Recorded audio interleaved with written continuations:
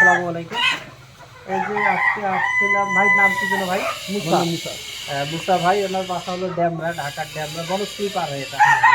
তো উনি এই যে ফার্মি মুরগির ওনার ওনার হলো পাশাপাশি একটা ছোট ইয়া আছে, কি জন্য এটা ভাই, এটা আপনার কারখানা আছে। কারখানার পাশে উনি মূলত ফার্মি মুরগির খামার দিয়েছে। তা উনি হলো এই মুরগিগুলো কালেকশন করছিল আজ থেকে 5.5-6 মাস আগে ব্রাহ্মণবাড়িয়া থেকে। তো ওনার সমস্যা হয়েছে যে মুরগিগুলো রেগুলার কিছু মুরগি মারা যাচ্ছে। কয়টা করে মারা যাচ্ছে ভাই? দুইটা, তিনটা, চারটা, পাঁচটা করে মারা যাচ্ছে। উনি অনেক ওষুধ খাওয়াইছে, উনি আমাকে অনলাইনে হয়তো অনেক ওষুধ দিচ্ছিল। তো অনেক ওষুধ খাওয়াইছে, বাট মানে কন্ট্রোল হচ্ছে না। মুরগি ডিমে চলে আসছে। এই যে ডিমের সাইজও ছোটো, আরও বড় হবে, যেহেতু 6 মাস তো আর একটু বড় সাইজ হবে, দেশি মুরগির মতো ডিম হয় এতে।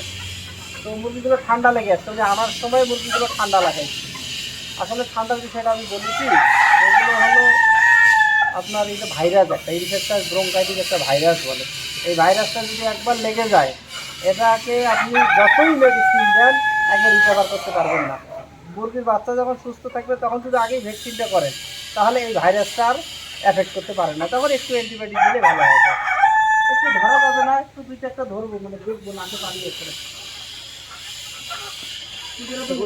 লাফালাফি করবে। হ্যাঁ, ওই যেটা পাখা দিল রয়েছে ওইটা। হ্যাঁ, সাবধানে।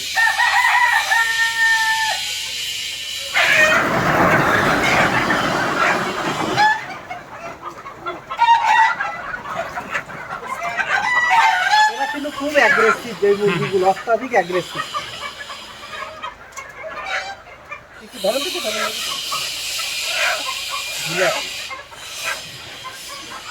এটা মোরগ মনে হয়, এটা মোরগ হোক, সমস্যা নাই।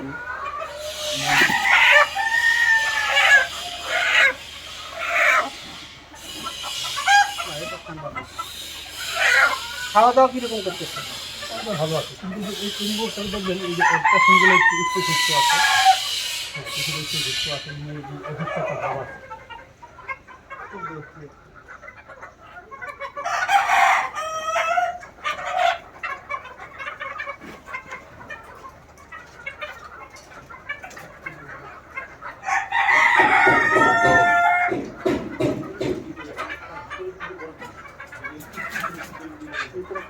বাইরে থেকে গেলাম, বাইরে যে